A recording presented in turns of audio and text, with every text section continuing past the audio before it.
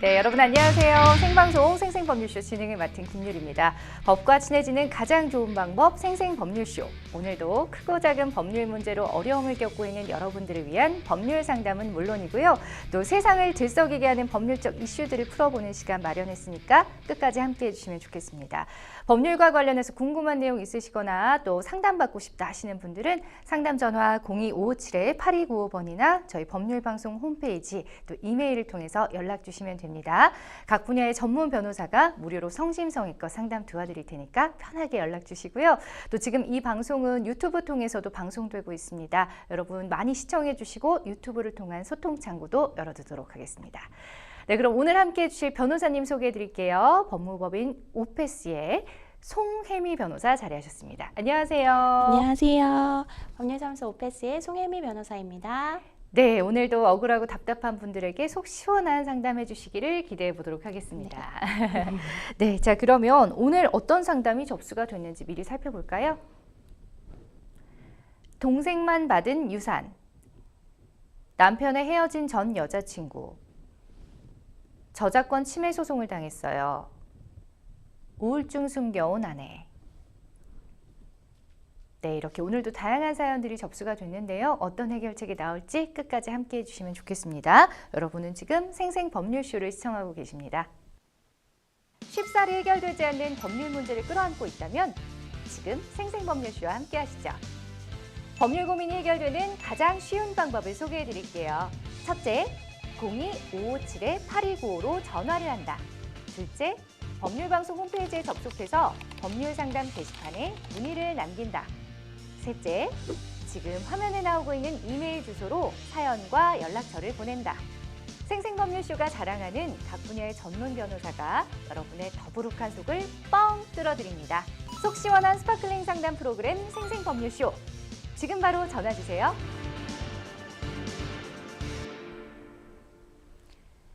네, 오늘의 첫 순서는 법과 상식에 대해서 짧고 굵게 알아보는 시간 일상의 로우로 시작해 보겠습니다. 오늘 어떤 법률 상식을 알아볼까요?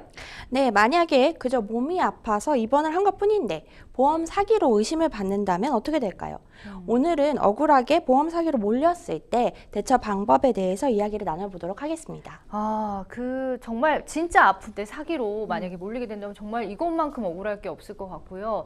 또 어떤 분들은 또 이런 보험을 또 악용하는 분들도 있기 때문에 또 의심을 하는 게 아닐까 싶거든요. 오늘 좀 자세히 알아보도록 하겠습니다. 그렇다면 우선 보험 사기의 정의부터 한번 살펴볼까요?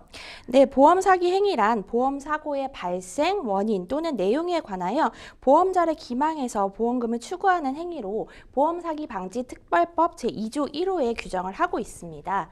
그래서 보험 계약자, 피보험자, 보험금을 취득할 자, 그 밖에 보험 계약에 관하여 이해관계가 있는 자는 보험 사기 행위를 해서는 안 된다고 규제를 하고 있는데 보험회사의 임직원, 보험 설계사, 보험 대리점, 보험 중개사, 손해사정사, 그 밖에 보험 관계 업무에 종사하는 자도 다음의 행위들을 해서는 안 됩니다.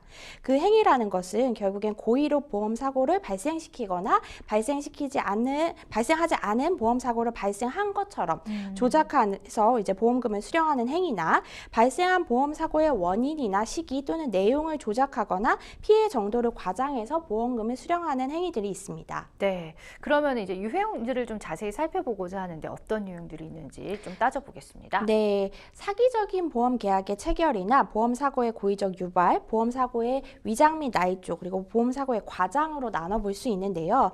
먼저 이제 사기적인 보험 계약의 체결은 이제 보험 가입 시에 계약자가 허위로 고지하거나 대리 진단 등을 통해서 중요한 사실을 은폐해서 원래대로 사실대로 고지했다면 계약을 할 수 없는데 이걸 속이고 이제 보험 계약을 체결한 경우 최대 선의의 원칙을 어기는 행위다라고 규정을 하고 있습니다.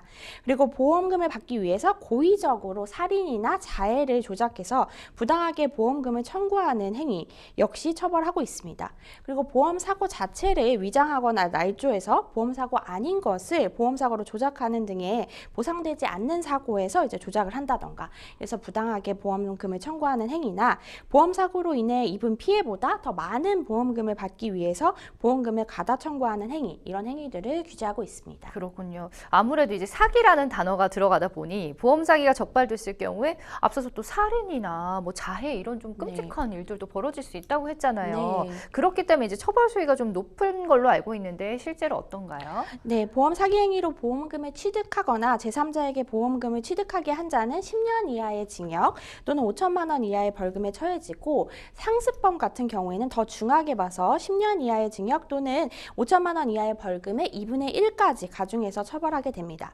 그리고 보험 사기죄의 상습범, 미수범도 처벌되기 때문에 나는 미수였다라고 해도 이제 처벌이 될 수가 있습니다. 네.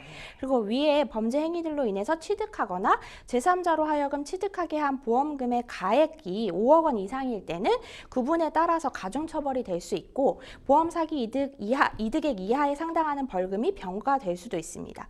그러니까 50억 이상일 때는 무기징역 또는 5년 이상의 징역이 될 수 있고, 5억 원이 이상 되는데 50억 미만이다, 이럴 때는 3년 이하의 유기징역이 3년 이상의 유기징역으로 좀 더 가중돼서 처벌될 수 있다고 보시면 됩니다. 네, 자, 오늘 또 주제가 저희 보험 사기로 몰렸을 때 대처법이잖아요. 이에 걸맞게 또 만약에 보험 사기가 아닌데도 몰렸을 경우 되게 억울할 것 같거든요. 이런 사연 실제로 저희 생생법률소에서도 좀 어떤 분들께서 사연을 보내주신 적이 있는데, 만약에 이게 사기로 몰렸다라면은 법적으로 어떻게 대처를 해야 될까요?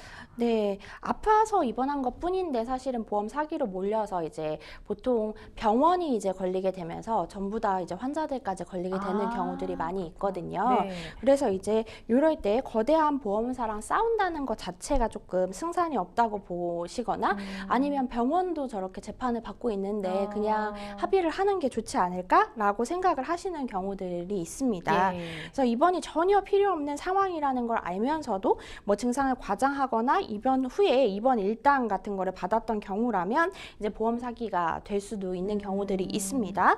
그러나 이제 상당수는 입원 치료를 하는 게 병원에서 좋겠다라고 이제 소견을 보여서 본인은 이제 입원 치료가 필요하다고 해서 입원했던 것뿐이고, 이제 개인의 상태가 충분히 고려되지 않은 채 이제 병원에서 진단명, 치료 내용, 어떻게 치료하는 게 좋겠다, 뭐 이런 것들을 받아서 이제 치료한 것뿐인데, 뭐 이 치료는 왜 받았냐, 이거는 좀 과다하다, 뭐 이렇게 해서 이게 지금 보험 사기다라고 하면은 좀 당황스러운 경우들이 많이 있죠. 네, 그래서 이럴 때 가장 중요한 것은 입원이 필요했다는 사실을 입증할 수 있는 이제 병원 측 의사의 소견서, 진단서, 진료 기록들을 잘 챙기셔야 됩니다. 일단은 내가 막 적극적으로 의사가 안 된다고 하는데 그래도 저 입원시켜 주세요, 뭐 이런 게 아니고, 네, 병원 측에서 이것을 권했다라는 것을 이제 잘 챙기셔야 되고, 병원에 언제부터 언제까지 입원했는지 기억이 잘 나지 않는다면은 이제 가까운 건강보험공단에 저희가 이제 급여 내역으로 처리받은 것들은 다 남아 있기 때문에 건강보험 요양급여 내역을 발급받아서 보시면 이제 쉽게 확인을 하실 수가 있습니다. 그리고 이제 기간이 길어질수록, 보험에 가입한 기간이 길수록 입원 기간과 무관한 보장이 많으면 이제 좀 허위 과다다, 입원형 보험 사기에서 이제 무죄를 받을 수 있는 그런 가능성이 높아지기 때문에 이런 부분에 있어서 이제 보험금 성격, 내가 가입한 것이 어떤 보험이냐, 요거에 대해서도 조금 확인을 해보실 수가 있을 것 같습니다. 그리고 입원을 하는 것이 부담이 되거나 입원이 길어질수록 오히려 나는 일을 못해서 이게 나한테는 오히려 손해인데 내가 정말 아파서 입원한 것이다 라는 것이 정황적으로 조금 입증할 수 있는 부분이 된다면 이런 부분을 이제 입증하실 수 있을 것 같습니다. 예를 들어서 뭐 나이 어린 자녀가 있어서 사실은 자녀를 떼어놓고 이렇게 입원하는 것이 마땅치 않은데 정말 병원에서 이거 치료해야 된다 라고 해서 내가 입원했던 거다 라거나, 이제 직장에 휴직을 하면서까지 내가 이거 치료를 받은 것이다 라는 것이 이제 인사고과의 불이익을 받을 수도 있는데 내가 정말 치료해야 되니까 이런 것이다 라는 것을 조금 확인할 수 있는 자료를 함께 제출하시면 도움이 될 것 같습니다. 그러니까요. 정말 내가 억울한 입장이라면 이 세 가지들이 다 포함이 될 것 같습니다. 네. 지금 송 변호사님 말씀해 주신 것처럼 일단은 진료 기록 잘 챙기시고 또 보험에 가입한 기간이 길다면 길수록 좀 더 유리하고 그죠? 네. 이런 뭐 무혐의를 받을 수 있게. 네. 자, 그다음에 또 입원하는 것이 이제 부담되거나 길어질수록 손해를 보는 경우가 있잖아요. 뭐 네. 육아를 한다든지 네. 뭐 직장이 버젓이 있다든지 막 이럴 때는 입증하기가 훨씬 더 쉽다라고 또 네. 말씀해 주셨습니다. 자, 일단 가입한 보험 계약 건수가 많아서 사기로 의심을 받는 경우도 많다고 하는데 이건 또 어떤 경우이지요? 네, 일단 이제 가입한 보험 계약 건수가 많다면 이 경위가 어떻게 된 것인지, 이 다수의 보험에 체결하게 된 목적이 어떤 것인지에 대한 적절한 설명이 좀 있어야 됩니다. 예. 그래서 성격이 모두 다르다든지 뭐 이런 부분에 대한 입증이 좀 있어야 되는데 저축성 보험이거나 이제 보장성이기는 하지만 저축 기능이 더 주요한 보험이라서 내가 이게 겹치는데도 들었던 것이다 라든지 뭐 그런 설명이 좀 더 필요합니다. 네. 그리고 이제 외출이나 외박이 있었는지도 이제 보험 사기 사건에서 확인을 하게 되는데 진로 기록 등을 통해서 이게 확인이 가능합니다. 이제 잘 모르시는 경우들이 있는데 이제 간호일지 같은 데서 보면은 뭐 회진 도울 때 뭐 자리에 없었음, 외출하셨음, 뭐 이런 것들이 다 기재가 되거든요. 네. 그래서 그런 부분들에서 만약에 외출이나 외박이 많았다라고 하면은 사실은 조금 저희가 불리한 것이거든요. 그렇죠. 네. 그래서 그런 것들을 만약에 내가 외출을 했다면 왜 외출을 했는지, 뭐 결혼식이 있었다든지 아니면 꼭 가야 되는 곳이었다든지 이런 부분에 대해서 소명을 할 수 있다면 네. 이 자료를 함께 제출하는 것이 좋습니다. 그냥 무단으로 이제 외출을 했거나 외박을 했다라는 것은 사실 좋은 자료는 아닌 것이고요. 그렇죠. 네. 그리고 현재 경관 상태도 좋지 않다면 이제 조사 대상이 되고 있는 입원 기간 자료뿐만 아니라 내가 계속 이걸로 치료를 받고 있다라는 것도 제출하실 수 있습니다. 네. 그리고 내가 그 병원에서 진단받은 거 외에 다른 병원에서도 여기에서 이렇게 입원했는데도 치료가 잘 안 돼서 다른 곳에 가서 치료받거나 진단받았다라고 하면 그것도 이제 도움이 되는 자료가 될 수 있고요. 예. 그리고 경찰이 입원 기간 적정성 여부에 대해서 이게 사건이 이제 수사가 되면 조사를 했을 수 있거든요. 그래서 그러한 검토한 결과가 있다면 이제 입원이 불필요하고 통원 치료가 가능한 상황이었는데도 입원한 것이 아니냐고 다그치거나 이제 과다 입원 사실을 인정하라고 압박할 수도 있기는 합니다. 네. 그때 이제 보험 사기가 맞다라고 인정을 해버리시면 이제 그게 기록으로 남을 수가 있거든요. 네, 그러니까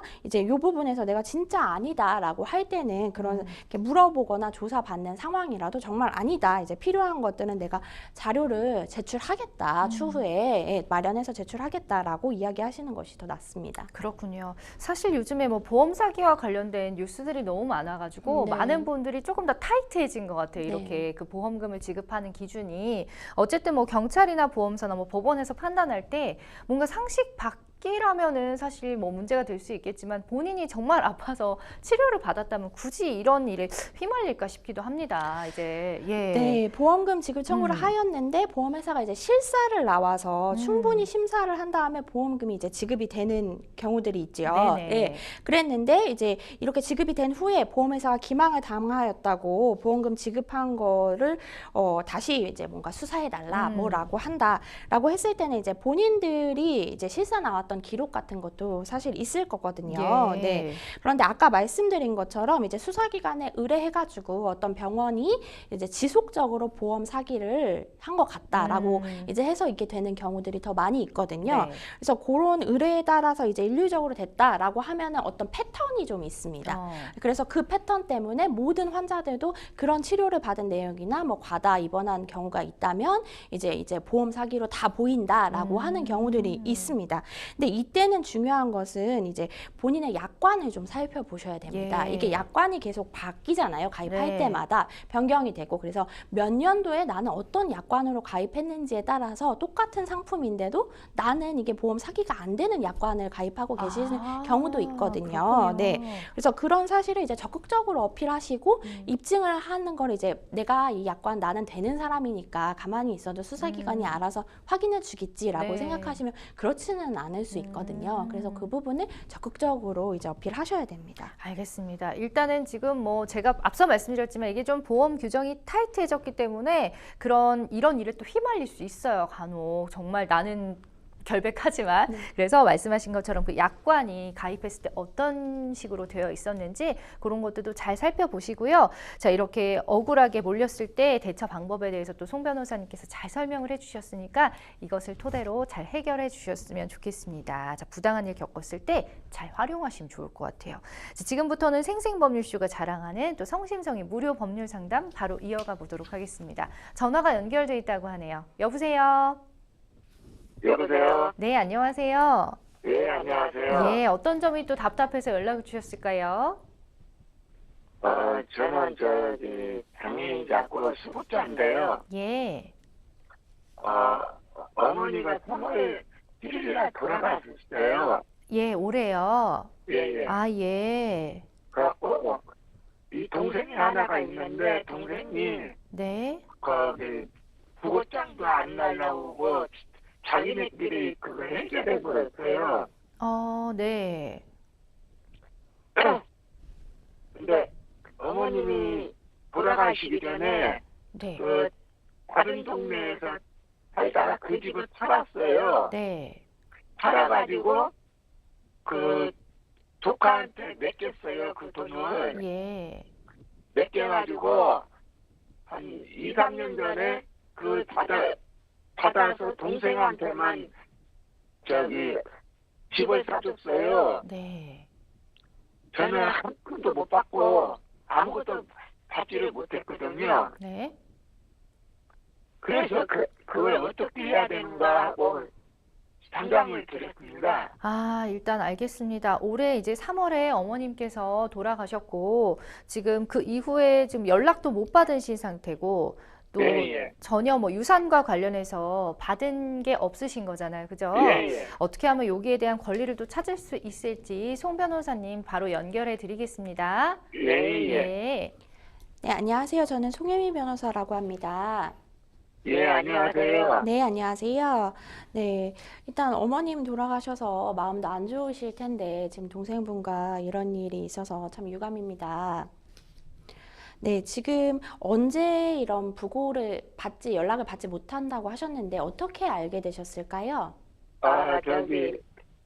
외갓집에 형님한테 안부 전화를 했더니 그걸 알려주더라고요. 그게 날짜로 치면 언제쯤일까요? 3월 7일 날 돌아가셔갖고, 3월 17일 날 사망 신고를 냈더라고요. 우리가 알게 된 거는 언제쯤일까요? 예? 우리가 이제 친척 형님이랑 통화하다가 알게 되셨다고 하셨잖아요. 예, 예. 그게 언제일까요? 4월 달이요. 4월 달이요. 4월 달인가 5월 달이 돼요. 네. 제가 여쭤본 이유는 지금 우리 상담자님이 유산에 대한 권리를 다시 찾아오시는 방법은 유류분 반환 청구권이라는 게 있습니다. 예? 유류분 반환 청구권이라는 게 있어요. 예, 예. 네. 그런데 이게 이제 안날로부터 1년 내에 청구를 하셔야 되거든요. 예, 예. 네, 그래서 이제 사실은 보통은 이제 사망하신 시점에 우리가 다 알게 된다라고 보통 이제 사망하시게 되면 연락을 받고 이제 장례식도 하고 하기 때문에 그렇게 얘기를 하는데 지금은 전화를 통해서 알게 되셨다고 하셨잖아요. 예, 예. 네네. 그래서 제가 시점을 여쭤봤습니다. 언제 정확히 아셨는지. 네. 예, 예. 그래서 만약에 4월이다. 사실은 우리가 이런 다툼에서 좀 제일 안전하려면 지금 3월 7일이라고 하셨으니까 내년 3월 7일 전에 이제 소송에 들어가시는 것이 가장 안전할 거라는 생각은 들고요. 네. 그런데 어디요? 소송이요. 유류분 반환 청구. 어디 가서 신청을 해야 돼요? 유류분 반환 청구 소송은 이제 가정법원 관할이거든요. 그래서 예, 주소지에 가정법원 관할에 이제 법원에 나 유류분 반환 청구한다라고 하시는 겁니다. 예. 네. 그래서 이제 뭐 동생분이랑 잘 이야기가 돼서 만약에 동생분이 주신다면은 상관이 없는데 지금 3월 7일이고 지금이 7월이라서 한 4개월여 지났는데 예, 예. 상속에 대한 협의 이런 게 없는 걸 보면 네. 달리 뭐 연락받으신 건 없는 거죠? 협의로 뭐, 예. 뭐 상속 포기를 하라든지 뭐 아니면은 뭐 상속분이 있다든지 뭐 이런 연락은 전혀 못 받으신 거죠? 예. 아, 지금 동생분 한 분만 계신가요? 형제 관계가 어떻게 되시나요? 친동생이고요. 네. 그 다음에 그 동생이 결혼해갖고 애들이 세 사람이 있어요. 조카들이. 네. 그럼 동생이나 이제 형, 누나, 뭐 동생은 딱 하나만, 예, 이렇게 한 명만 있으신 거죠? 네. 제가 장남이고요. 네. 그런데 이제 그러면 국세청에서부터도 뭐 상속세 납부 뭐 이런 것도 전혀 안내 받으신 게 없는 거죠? 예. 네. 그러시면은 뭐 이제 그 전에 먼저 말은 해보실 수 있을 것 같아요. 동생분한테 이제 요 왜 부분에 전화를 통화가 안 받아요? 아예 연락이 안 되세요? 네. 네. 결국 이제 협의가 되지 않으면 상속에 대해서 이제 아까 말씀드린 것처럼 법원에 유리분 반환 청구를 해달라라고 하시는 거거든요. 법원에 가야 돼요? 네. 이제 요거는 소장도 내셔야 되고 이제 법적으로 하는 겁니다. 네. 이거 그러면 내가 여기 지금 중구에 살거든요. 네. 그럼 어느 법원에 가야 돼요? 서울가정법원으로 예상됩니다. 양재동에 있는 서울가정법원이 관할일 것 같아요. 서울 중구에 살고 계시다고 해서. 네. 그래서 이제 유류분을 반환해달라라고 동생분한테 말씀하시는 건데 이게 기간이 있다고 제가 기간이 중요하니까 다시 한번 말씀드릴게요. 굉장히 짧거든요. 네. 그러니까 지금 제일 제가 안전하다고 생각하는 시점은 3월 7일에 사망하셨으니까 내년 3월 6일까지 소장을 넣으시는 게 제일 안전하다고 생각하고 만약에 그게 좀 여의치 않다고 해도 4월 안에는 하셔야 될 것 같아요. 네.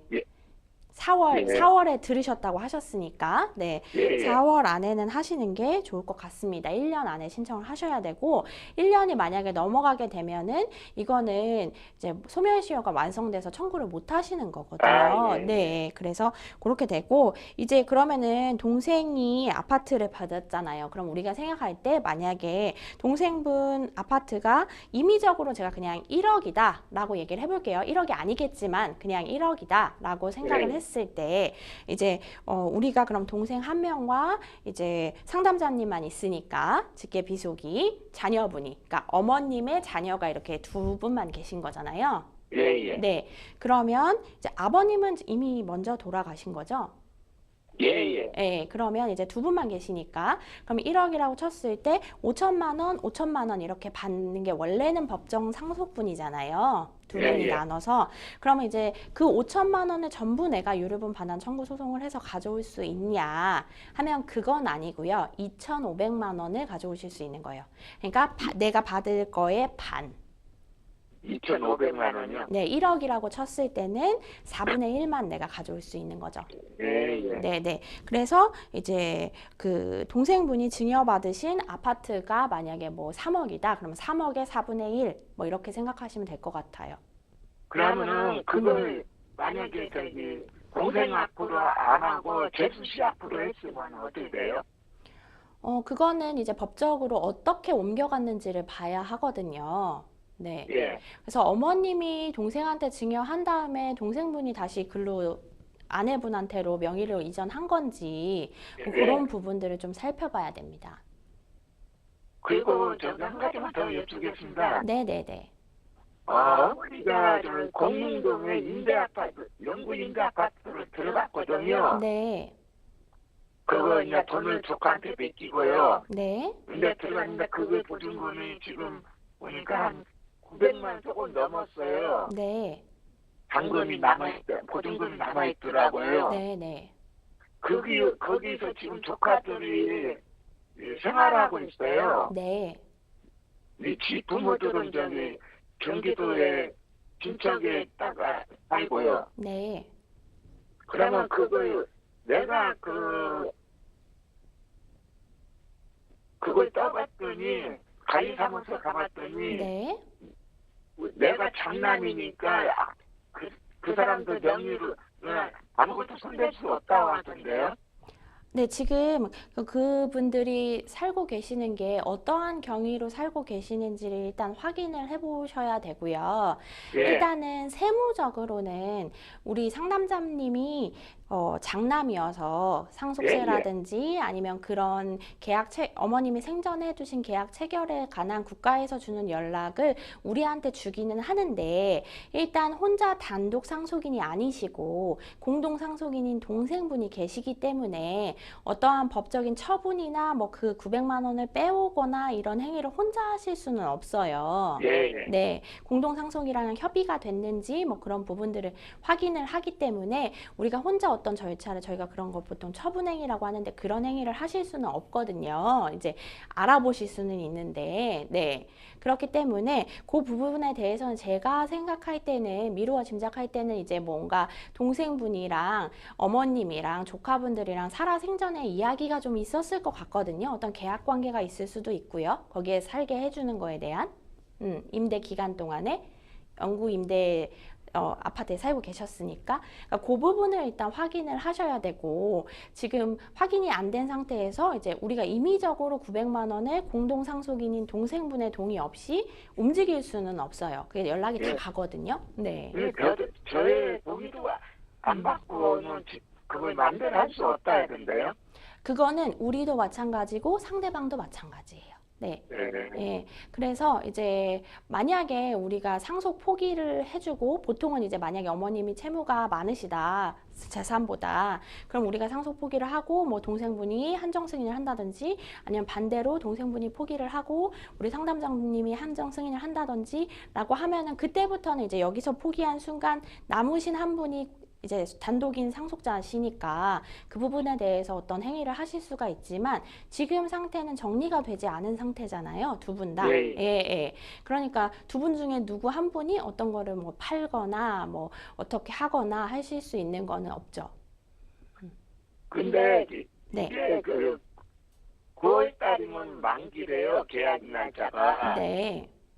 갖고 관리사무소에서 그때 연락을 준다고 했더라고요. 네네. 그러시겠죠. 네.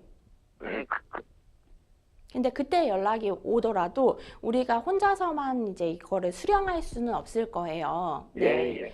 예, 은행도 마찬가지고, 은행에 예금이 있다고 해도 마찬가지고, 아까 말씀드린 것처럼 그런 업무를 이제 혼자 할 수는 없고, 이제 가족관계 등록부 보니까 공동상속인이 있으시던데요, 이렇게 되거든요. 네. 그래서 연락이 가고 그쪽에서도 확인을 하기 때문에 이제 9월 달에 이 부분에 대해서 이제 동생분이랑 미리 얘기가 되셔야 이제 이거를 우리가 단독 수령한다든지 할 수 있는 방법이 있겠죠. 예. 네. 예, 뭐 또 감사합니다. 추가로 궁금하신 점 없으세요? 예. 예. 어쨌든 지금 뭐 안날로부터 1년 이내에 유류분 반환 청구권을 꼭 신청을 하셔야 네. 된다는 거. 예, 유류분 반환 청구권이요. 거기 양재동 가정법원으로 예, 가야 돼요. 맞습니다. 네. 서울 가정법원으로 가셔서 유류분 반환 청구권을 내년 3월 전까지는 꼭 3월 초 전까지는 하셔야 이제 안전하다고 말씀을 해주셨거든요.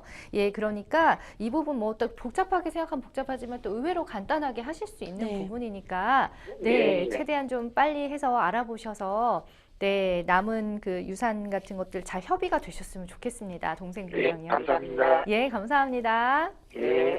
네. 자, 이렇게 또 우리 송 변호사님께서 친절하게 설명을 잘 해주셨는데요. 제가 또 궁금한 게, 만약에 1년이 지났어요. 이렇게 뭐, 여차하다가 1년이 지났어요. 그러면 어떻게 되는 거예요? 방법이 사실 없나요? 이제 뭐 안 날로부터 1년이고 이제 그 사실이 있은 날로부터 10년이라고 되어 있긴 하지만 이제 둘 중에 더 짧은 기간이거든요. 네. 그래서 안지 1년이 지난 게 명백하다라고 하면은 사실 거의 기각이 됩니다. 그래서 그렇군요. 그 날짜는 꼭 지켜주셔야 됩니다. 아, 그렇군요. 이 사실조차 모르는 분들도 계실 거예요. 그렇죠? 네. 그렇기 때문에 유류분 반환 청구 소송을 하려면 반드시 안날로부터 1년 이내다. 이거는 정말 몇 번 강조해도 지나치지 않은 것 같습니다. 반드시 기억해 주시기 바랍니다. 여러분은 지금 생생법률쇼와 함께하고 계십니다. 쉽사리 해결되지 않는 법률 문제를 끌어안고 있다면 지금 생생법률쇼와 함께하시죠. 법률 고민이 해결되는 가장 쉬운 방법을 소개해 드릴게요. 첫째, 02-557-8295로 전화를 한다. 둘째, 법률방송 홈페이지에 접속해서 법률상담 게시판에 문의를 남긴다. 셋째, 지금 화면에 나오고 있는 이메일 주소로 사연과 연락처를 보낸다. 생생법률쇼가 자랑하는 각 분야의 전문 변호사가 여러분의 더부룩한 속을 뻥 뚫어드립니다. 속 시원한 스파클링 상담 프로그램 생생법률쇼. 지금 바로 전화 주세요.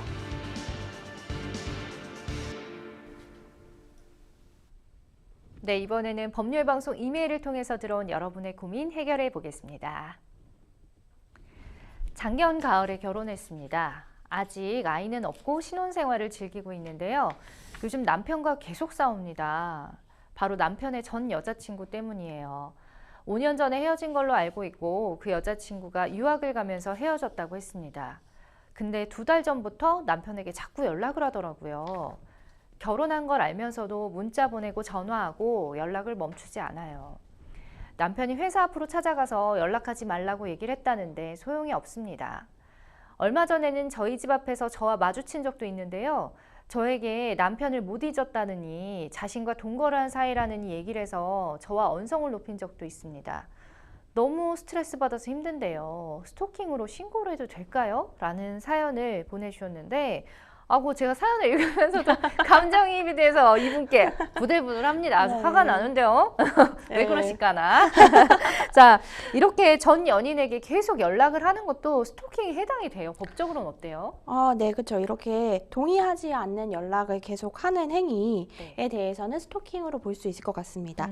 스토킹 처벌법 제2조에서 보면은 스토킹 행위에 대해서 규정을 하고 있는데요. 네. 상대방의 의사에 반해서 정당한 이유 없이 5가지 행동을 하면 이제 상대방이 공포감과 불안감을 느꼈다라고 했을 때는 성립을 한다고 하는 것입니다. 그래서 첫 번째로 접근하거나 따라다닌다든지 네. 뭐 진로를 막아서는 행위. 두 번째는 거주지라든지 일하는 직장 옆에서 기다리거나 지켜보는 행위.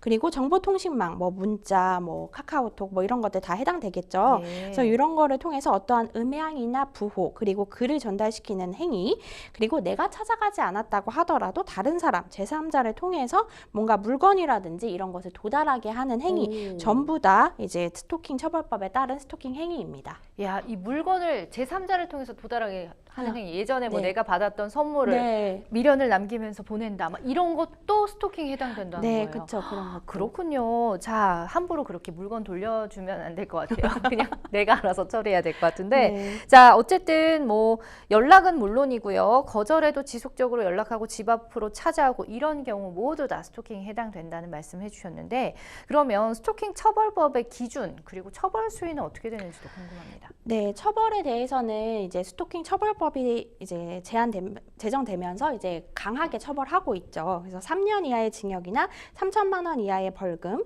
그리고 흉기 등 위험한 물건을 이용해서 더 중한 범죄를 일으켰을 경우에는 5년 이하의 징역이나 5천만 원 이하의 벌금형에 처할 수 있게 법률이 마련되었습니다. 그리고 우리 사안처럼 이렇게 당사자인 전 남편뿐만 아니라 지금 동거인이나 결혼한 아내에 대해서도 이제 가족에 대해서까지 이렇게 스토킹 행위를 하는 경우를 넓게 처벌하고 있습니다. 그렇군요. 일단은 지금 뭐 스토킹은 맞는 것 같고 이분이 이 여자분께서 하는 행위가 근데 이제 이 가정이 지금 너무너무 스트레스 받고 한 가정이 어떻게 보면 파탄이 날 수도 있는 상황이잖아요. 이렇게까지 막 집요하게 그러면 네. 스토킹 외에 또 적용할 다른 혐의는 없을까요? 지금 보면 아내분이랑 우리 상담자분이랑 마주쳤을 때 뭐 남편을 못 잊었다느니 뭐 동거를 한 사이라느니 뭐 이런 이야기를 하면서 언성을 높였다고 하셨어요. 네네. 그래서 이제 이런 동거를 한 사이다 뭐 이런 게 만약에 아내가 아니고 뭐 다른 이제 주민이 들었다든지 아니면 직장에 찾아가서까지 얘기를 했다든지 이러면 실제로 명예훼손으로도 가능할 것 같고요. 네, 그리고 직장 상사가 뭐 이제 이 사람 누구랑 동거했대 뭐 이렇게 얘기했을 경우에 이제 회사 내에서 이런 걸 유포한 거에 대한 명예훼손으로 처벌한 사례가 있습니다. 그래요. 그렇기 때문에 이러한 부분에 대한 유포는 그런 점이 가능할 것 같고 이제 언성을 높이면서 서로 약간 뭐 이제 흥분한 상태에서 상대방이 뭐 약간 협박성 멘트를 했다거나 뭐 가만두지 않겠다 뭐 이런 이야기를 했다거나 아니면은 뭐 조금 밀치거나 뭐 그런 행동이 있었다면 또 폭행죄도 가능할 것 같습니다. 그렇군요. 자, 일단 지금 남편을 못 잊었다, 동거란 사이다 이런 얘기까지 한 거는 정말 좀 선을 넘어온 것 같은데 이 부분이 이제 사실이 아니라면 명예훼손으로도 고소할 수 있다라고 말씀을 해주셨습니다. 자, 마지막으로 우리 상담자분께 조언 한 말씀 부탁드릴게요. 사실 굉장히 이렇게 되면은 스트레스 많이 받으실 것 같고 네. 부부 간에도 이 부분이 굉장히 문제가 될 수 있을 것 같아요. 그래서 이제 어쨌든 남편분이 결단을 좀 내리셔서 단호하게 이거를 어떤 고소를 하든 내가 처리해야 되겠다라고 마음을 좀 먹으셔야 될 것 같거든요. 네. 그래서 이제 스토킹 하시는 분들을 보통 보면 본인의 그런 스토킹 행위가 이제 처벌받기 전까지는 혹은 이제 처벌받고 나서까지도 예. 잘못된 행위라는 걸 인지하지 못하는 경우들이 있거든요. 과거에 또 깊은 네. 사이였다 보니까 네. 타당하다고 또 착각을 할 수도 있겠네요. 네. 예. 그러니까 이제 와이프 눈치 보느라고 지금 연락을 못 받는 것뿐이다. 이렇게 착각하고 계실 수도 있기 때문에 이 부분에 대해서는 단호하고 강력하게 이제 고소하시고 진행하셔서 상대방에게 나의 의사가 아니다라는 것을 알려주실 필요가 있다고 생각합니다. 맞습니다. 오늘 또 송혜미 변호사님 말씀처럼 남편분이 어쨌든 단호하게 좀 해결을 보셔야 될 것 네. 같아요. 네, 이거는 지금 약간 유부녀로서 그쵸. 굉장히 네. 충고라지 이 남편. 마음도 드는데요. 어쨌든 제가 보낸 사연도 아닌데 굉장히 또 이입이 됐었던 사연입니다. 어쨌든 네. 결론적으로는 우리 남편분께서 좀 더 단호하게 강경하게 대처를 하셔야 될 것 같다는 의견입니다. 자, 계속해서 이번에도 또 이메일을 통해서 들어온 여러분의 고민 해결해 보죠. 제가 작은 동네에 옷가게를 오픈했는데요. 그런데 얼마 떨어지지 않은 근처 옷가게로부터 저작권 침해 소송을 당했습니다. 이유는 자기네 가게 상표를 무단으로 따라했다는 건데요. 솔직히 말씀드리면 그 가게가 장사가 잘 된다고 해서 로고를 참고하긴 했습니다. 이런 경우에도 처벌을 받거나 벌금을 물게 되는지 궁금한데요. 어떻게 대응하는 것이 현명할까요? 라는 사연 보내주셨습니다. 자, 요즘에는 이렇게 작은 가게에서도 저작권 분쟁이 흔히 일어나곤 한다고 하는데 실제로 이 관련 의뢰를 많이 받으시는지요, 우리 변호사님? 네, 어때요? 실제로는 이런 지적재산권에 대한 인식이 많이 높아지신 것 같습니다. 맞아요. 네, 그래서 등록도 작은 가게여도 꽤 많이 하시고요. 이런 로고, 상표권 등록이죠. 예, 네. 이런 것도 굉장히 많이 하시고 어. 이거에 대해서 침해 당했다 이러면 경고장 보내시는 것도 굉장히 적극적으로 하셔서 이제 침해 사실을 알리고 이제 침해를 구제받으려고 하시는 것 같습니다. 그러면 저작권 침해 기준은 어떻게 되는 거예요? 네, 일단 요 사안은 상표권 침해이기 때문에 이제 로고니까요. 네. 상표권에 한정해서 먼저 말씀을 드리면 선 사용을 우리가 했다라고 한다면 지금 사안에서는 따라한 건 맞다라고 네. 로고를 따라한 건 맞다라고 해서 예. 이 부분이 침해로 볼 여지는 좀 많은 것 같다라는 생각이 들지만 이제 실제로 우리 소상공인 분들이나 이런 분들 같은 경우에 내가 상대방이 상표 출원하는 것보다 먼저 선의로 사용을 하고 있었다. 이게 진짜 상표가 있는지 모르고 사용하고 있었다라고 한다면 선 사용공자로서 계속해서 이 상호를 사용하시는 것이 가능합니다. 예, 그래서 이제 그쪽에서 만약에 이제 우리가 사용한 이후의 날짜에 등록을 한 다음에 이제 경고장을 보내왔다라고 하면 우리가 회신을 하면서 네. 상표권 침해 아니다. 우리가 먼저 선 사용하고 있으니까 경고하지 말아라라고 요청을 하실 수도 있습니다. 그렇군요. 네, 그리고 제3자가 부정한 목적으로 모방 출원한 경우가 사실 왕왕 있습니다. 예. 그러니까 후발주자거나 아니면 저거 보니까 저 사람은 아직 상표권 등록을 안 한 것 같은데 내가 이거를 하면은 굉장히 좋을 것 같다라는 생각이 들어서 네, 그거를 먼저 하는 경우도 있습니다. 네. 그럴 때는 이제 등록 거절을 할 수 있는 사유가 해당합니다. 예, 그래서 실제로 이제 소위 업자죠. 업자들 같은 경우에 막 다양한 이런 이름들을 먼저 그냥 막 사용하지도 않는데 상표권을 등록을 해놓은 다음에 네네. 누군가 그거를 사용하기 시작하면 바로 이제 그때서. 보내서 이제 내가 이거 권리자니까 나한테 돈 내라고 하는 경우들이 있거든요. 예. 그럴 때는 이제 소명하실 수 있는 방법이나 이거는 부정한 등록이다라고 등록을 거절해야 된다라고 하실 수 있는 사유가 됩니다. 그러니까 방금 말씀하신 이런 사연 저희도 생생법률쇼에서도 한번 다룬 네. 것 같기도 해요. 네. 어쨌든 근데 상표권 등록을 좀 미리 해두면 확실히 안전하긴 네, 하겠다. 그렇죠. 그렇죠. 예. 법적인 보호를 받을 수가 있으니까. 네. 자, 우리 상담자분 같은 경우에 제가 좀 사연을 보면서 아뿔싸 했던 게 솔직히 말씀드리면 좀 로고를 참고하긴 인정하긴 했다라는 또 진술을 하셨어요. 여기 이제 진술을 이렇게 말이 되게 중요하잖아요. 네. 네, 그러면은 이제 거의 뭐 저작권을 침해했다고 볼 가능성이 굉장히 큰데, 그러면 만약에 인정이 됐을 때 어떤 처벌을 받게 되는 건가요? 네, 이제 지적재산권에 관해서는 상표권도 그렇고 저작권도 그렇고 침해했을 경우에는 처벌을 받으실 수가 있습니다. 예. 형사적으로 처벌을 받을 수가 있고, 이럴 때 뭐 벌금 이렇게 나오는 경우들도 있지만 심한 경우에는 이제 징역형이 나오는 경우도 있는 범죄거든요. 그렇기 때문에 고의적으로 계속해서 지속적으로 이제 알고 있으면서도 침해를 하는 것은 좋지 않고, 예. 이제 내가 경고장을 받아서 인지를 했다면 그 부분에 대해서는 수정을 하시는 것이 맞습니다. 아, 그렇겠죠. 혹시나 만약에 또 영리 목적이 없었다고 해도 출처를 표시하지 않는 경우에도 저작권 침해에 해당되는지 궁금합니다. 네, 이제 저작권 같은 경우에 비영리 목적으로 내가 공연을 하거나 아니면 교육적인 목적으로 예. 하면 사용을 할 수 있는 경우들이 있죠. 네, 그런데 이제 교육적인 목적만이었는지 정말 비영리 목적이었는지에 대해서는 조금 확인을 하는 편입니다. 그러니까 내가 무조건 이제 영리지만 교육이라고 하고 비영리라고 하자라고 한다고 해서 그렇게 되는 것은 아니고 실질이 정말로 비영리 목적으로 한 것인지를 확인을 하기 때문에 네. 그런 경우에 한정해서는 이제 저작권 침해로 보지 않는다라고 하실 수 있습니다. 그렇죠. 법이 그렇게 또 호락호락하지만은 않기 때문에 또 네. 잘 따지실 것 같아요. 네. 그 명언집의 경우에는 또 저작권 소송에 휘말리는 경우가 거의 없다고 하던데 그 네. 이유가 뭔가요? 일단 명언집 같은 경우에는 이제 한 문장, 두 문장 이런 짧은 문장이기 때문에 네. 이제 짧은 경우에는 저작권을 인정이 안 되는 경우들이 있습니다. 그래서 그거 자체가 인정이 안 될 수도 있고, 그리고 인정이 된다고 하더라도 보통은 이제 저작권 등록한 후에 70년까지 보장이 되는 거기 때문에 네. 이미 권리자가 이제 저작권이 소멸이 됐을 수 있기 예. 때문이죠. 네. 아, 그 4, 5, 70년까지는 이제 그렇죠. 네. 그게 또 키포인트가 될 수가 있겠네요. 네. 어쨌든 그리고 또 명언 같은 경우는 막 이렇게 구전처럼 네. 전해져 오는 경우도 있기 때문에 이 부분은 이제 소송에 휘말리는 경우가 거의 없었군요. 네. 자, 생활 속에서 또 몰라서 무심코 저작권을 위반하는 사례도 많습니다, 사실. 네. 몇 가지 어떤 사례가 있는지 좀 소개를 해주시면 네. 아차 하는 분들이 좀 이해하기 쉬울 것 같아요. 예. 네, 올해 말이 지나면 이제 디즈니에서 미키마우스 최초 그 제일 앞에 만들었던 미키마우스가 저작권이 풀리는데요. 와, 네. 올해 말에요. 그래서 그게 굉장히 좀 이슈가 되고 있고, 그래서 이제 푸나 뭐 이런 게 풀리면서 영화도 나오고 막 이렇게 했었잖아요. 네네. 그래서 그럼 이제 미키는 내가 다 써도 되나 보다 막 이렇게 생각을 하시면 예. 사실은 미키도 계속해서 저작권이 등록이 됐다 보니까 바뀌는 그 모습들이 다 따로 등록이 되어 있습니다. 그래서 지금 풀리는 건 가장 초창기에 네, 빈티지 네.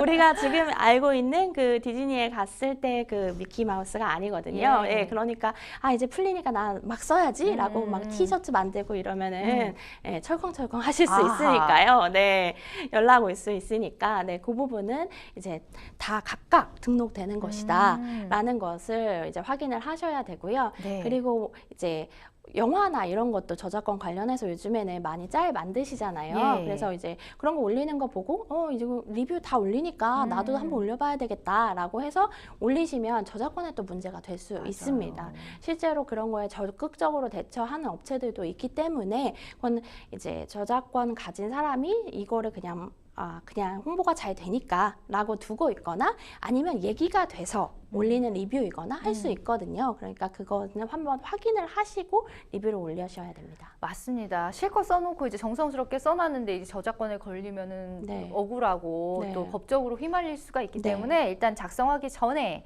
잘 좀 법적으로 이제 문제가 없는지를 따져보셔야 될 것 같고, 우리 상담자분 같은 경우는 어쨌든 이제 저작권 침해에 해당하기 때문에 좀 잘 합의를 보시거나 좀 수정을 하셔야 될 것 같다는 의견 드리도록 하겠습니다. 자, 이번에도 또 법률방송 이메일을 통해 들어온 고민 해결해 드리겠습니다. 결혼한 지 6개월 된 신혼입니다. 연애는 1년 정도 했는데요. 그런데 결혼하고 보니 아내가 제가 알고 있던 명랑한 성격과는 달리 잠을 너무 많이 자고 자주 울고 우울한 듯 보였습니다. 그러던 어느 날 아내 화장대 서랍에서 약봉지를 발견했는데요. 찾아보니 정신의학과에서 처방받은 우울증 약이더라고요. 갑자기 이런 걸 왜 먹느냐고 물어봤더니 벌써 5년째 복용 중이라고 합니다. 게다가 아내가 쓰고 있는 서재방이 있는데 물건을 잘 버리지 않고 모아두더라고요. 작은 방인데 발 디딜 틈도 없을 정도로 이런저런 물건들로 빼곡하게 차 있습니다. 다 먹은 과자 상자조차도 버리지 않고 모아두는데 이것도 정신강박의 일부 같더라고요. 싸우는 날도 많아지고 점점 지치는데요. 정신병력을 숨긴 사유로 이혼이 가능할까요? 이런 경우 혼인 취소도 할 수 있다던데 맞는지도 궁금합니다. 하는 사연을 보내주셨습니다. 이렇게 어쨌든 좀 우울증 약을 5년째 복용하고 계신 거를 뭐 숨겼다면 숨기고 결혼을 하신 건데, 이렇게 정신병력의 경우에는 결혼 전에 꼭 상대에게 알려야 하는 부분이 있나요? 네, 이 부분에 대해서는 판례들도 꽤 있습니다. 그래서 정신병력을 숨기고 나서 결혼을 했다거나 네. 이혼한 사실이 있는데 이를 숨기고 했다거나 예. 전과가 있는데 이걸 숨기고 결혼했다거나 하는 경우에는 이제 혼인을 결정할 수 있는 중대한 사유, 그걸 알았다면 이걸 분명히 혼인 결정하는데 참작을 했을 텐데 네, 꼭 이거를 알았다고 결혼을 안 했을 거라는 것뿐만 아니더라도 네, 이게 분명히 참작이 됐어야 되는 사유다라고 보는 것들에 대해서는 이제 판례들이 좀 있습니다. 네, 그래서 이제 민법 제816조 제3호에서 혼인 취소를 규정을 하고 있거든요. 그래서 혼인 취소의 사유 중에 사기가 있습니다. 네. 그래서 우리가 혼인의 당사자 일방 또는 제3자가 적극적으로 호의 사실을 고지한 경우뿐만 아니라 소극적으로 고지하지 아니하거나 침묵한 경우에도 여기에 해당할 수 있습니다. 아, 그러면 이제 정신병력을 숨기고 결혼하면은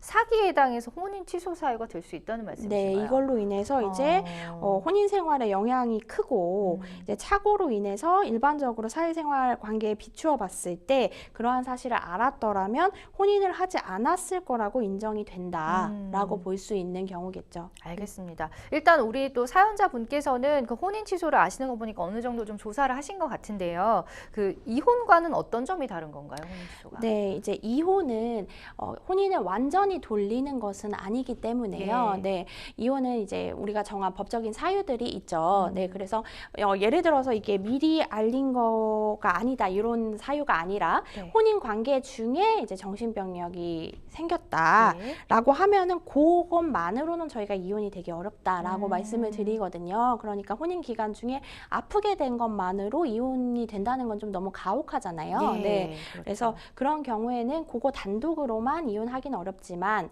그거 관련해서 뭐 아이들을 방임한다든지 아니면 어떤 학대 사실이 발생한다든지 아니면은 뭐 도박을 한다든지 뭐 이런 일이 발생한다, 연달아서 피해가 생긴다라고 하면은 그러면 이제 이혼이 가능하다라고 해서 일정 기간의 혼인 기간은 인정을 하게 되는 것이고 예. 그 이혼이 성립하는 그 시점부터 이혼이 되는 것이죠. 그 이 사유로. 그런데 이제 이 혼인 취소라는 것은 예. 이제 내가 이걸 사기로 인해서 이 사실을 알았더라면 혼인하지 않았는데 혼인을 했다라고 인정을 해주시는 거죠. 네, 그래서 완전히 다른 법적 효과가 있는 것입니다. 그렇군요. 일단 지금 뭐 내용을 정리해보고 사연을 바탕으로 해보자면은 지금 정신병력이 있는 걸 고지하지 않아서 이제 사기에 해당하기 때문에 혼인 취소가 가능하다고 하셨고, 이 사연을 봤을 때 지금 결혼한 지 6개월 된 신혼이세요, 이분은. 근데 혼인 신고 취소가 가능한 또 기간이라든지 사유 같은 게 따로 있는지요?